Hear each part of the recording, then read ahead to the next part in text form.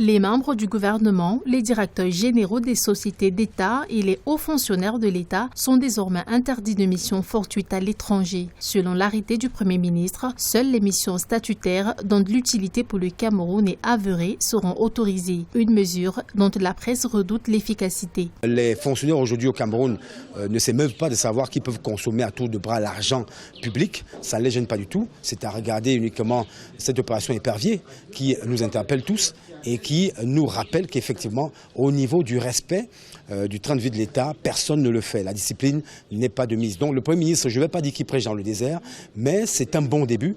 Et d'ailleurs, ce n'est pas la première fois. Donc c'est ce qui embête aussi un peu. Ce n'est pas la première fois que cela est dit ainsi.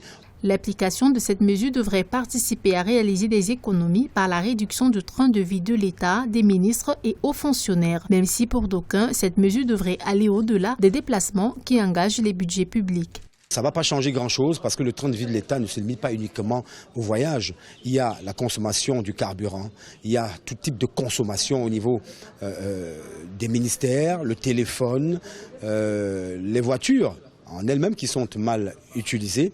Il y a également le papier qui est mal usité. Il y a tellement de choses qu'on peut dire en matière de train de vie de l'État. Au Cameroun, les autorisations de mission à l'étranger des ministres sont accordées par la présidence de la République après avis favorable du Premier ministre.